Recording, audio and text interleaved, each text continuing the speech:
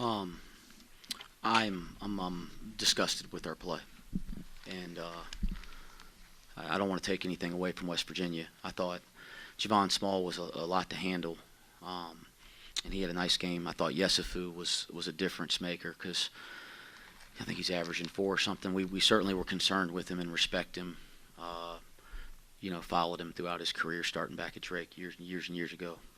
But him going 4 for 4, 16, the one at the end of the half was significant. Um, so I don't want to take anything away from the way they played. I thought their pressure in the half court was significant. It affected us. Their ball pressure affected us getting to spots on the floor, reversing the ball, um, the whole nine. And the turnovers were extremely frustrating. The ones out in the open floor were like very frustrating because we're just throwing the ball across the floor for no reason with no advantage and throwing it to the other team. And when we have to be a team that gets out and runs and puts pressure in our transition offense, we didn't do that. So 14 turnovers hurts. I'm very disappointed and disgusted with the way we're playing. It doesn't. At the end of the day, I'm in charge here. I'm the leader of our program, and it falls on me. And if I'm somebody that supports this program, I'd be frustrated. I'd be pissed at what I was watching. You should be. I am too. And I take full responsibility. It's on me. And we got a lot of basketball left. We need to figure out a way to play a style and a level of basketball that makes people proud about the way that we wear the jersey. And right now we're not doing that. And again, that ball's on me. And there's nothing I could say that hurts more to say, but it's the truth. Coach, obviously you knew Javon Small, top of the scouting report. How was he able to get going early in the first half and kind of lead that into putting you guys in a big hole? We blew a coverage, his first three-pointer. I was worried about him getting a rhythm early. We blew a coverage, his first three-pointer. We took a bad path, kind of on one of them on the left side in the first half. He's going to score a little bit because, he's a terrific player. They do a lot of really neat things to, put him in action, get him off his left hand. You get the ball out of his hands, get it back in his hands. And again, we didn't do a good enough job. He gets his average tonight. You switched the lineup today. How do you go about it from here? It appears some are giving you more effort than others. Yeah, we got to find the right combination of guys that want to fight, and that's not a talent thing or an ability thing. And I didn't take Dan out of the lineup. I put Day in. That's the truth of it. I could have taken anybody in the starting lineup out. I just wanted to. I thought Day's shown a lot of fight and heart in recent games, so I wanted to reward that. I thought that was important for our team. Somebody had to come out. Unfortunate it was Dan. I'm sure that was frustrating for him. But it wasn't that I was taking him out of the lineup. I was trying to reward Day. Trying to find combinations of fight. And I thought Rayvon came in and gave us some of that tonight and that off the bench, which was good to see. CMO's three-point defense has kind of been a struggle these last 4 or 5 games after you guys were so good to start the season. What has kind of switched? Is it just a lack of effort, not executing whatever you guys are trying to do at that end, or is it just something where teams are kind of getting hot at the right time? I think mainly it's just us not doing our part and knowing the personnel. Like there's things and plays that we're supposed to know how to guard, and we have lapses of concentration, and we end up giving up easy threes like that. And that's been a theme for us in this past month, where we've taken a dip on how we guard three-point shooters. Wes, you mentioned on the radio that you spent the whole week of practice kind of preaching fight and intensity. Don't see it today. I guess what's the disconnect to where it's not? Yeah, I'll obviously, like I said, this is guys. The way we're playing, I'm responsible. So if I got to look at the mirror about what I'm doing, and if I had a harsher tone this week.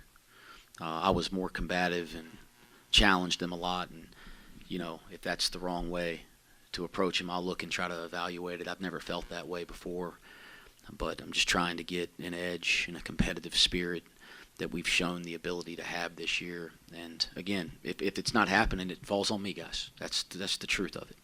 I know what I signed up for. I love coaching. I love coaching at Cincinnati, but I understand there's standards and expectations, and we're not meeting them right now, and that falls on me solely.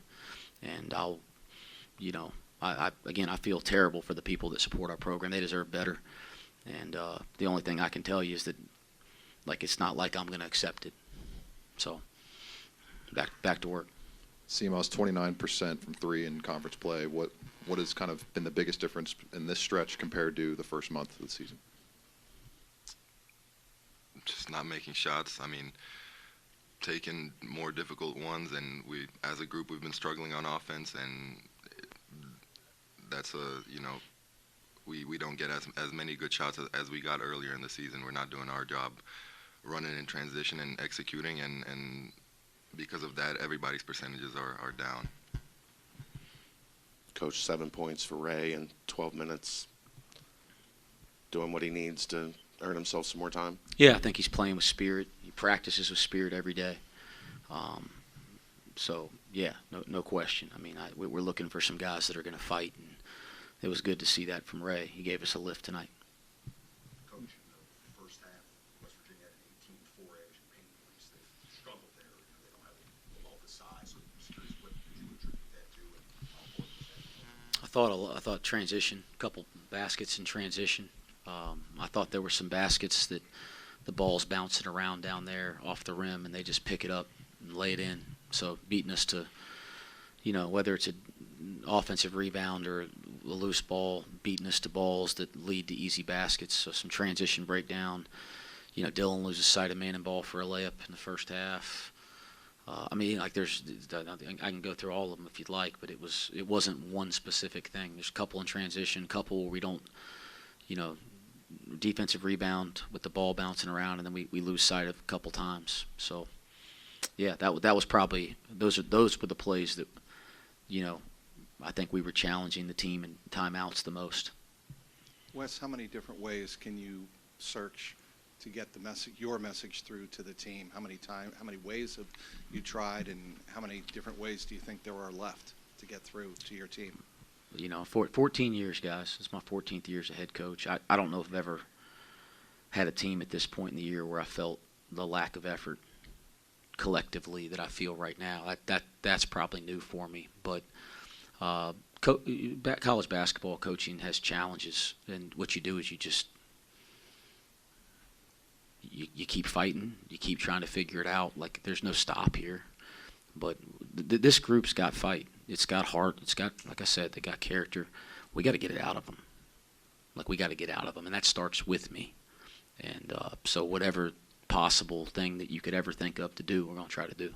There's never been any doubt in your mind that you are the right guy for this job, this moment, this program. No, I have no doubt about that. Not even the least bit of doubt. I'm extremely, extremely frustrated about the way that we're playing over the last month. And I understand how people can feel watching this. I get it. But the big picture, zero doubt. You did win in rebounding today, and in the first few minutes of the second half, the guys seemed spirited, which would be only natural, and Mitchell winds up with 10 rebounds. What happened? Is it just tough to keep that intensity up, or is something the Mountaineers did? I thought if we won the rebounding battle, that'd be a good sign for us to win the game going into it. I don't think they'd won a game in league where they hadn't won the rebounding battle. You guys look at that stuff too, so maybe I'm not accurate. I also think it's an important stat for our team. I don't know what we were up to at halftime on the rebounding battle. Is that right? We're up 2 at the half, but there was too many other things where that one doesn't matter as much as it should. And there was a couple loose balls off the rim in the first half that were significantly frustrating because they resulted in easy baskets.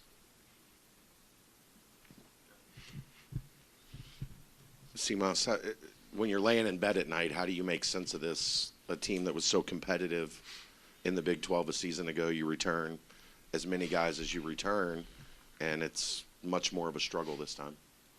Yeah, it's hard to make sense of it. That's why it's so frustrating. Because you can think of many of many reasons, but I mean, if we knew the reason, we would try and change it. But I feel like, yeah, that's why it's difficult.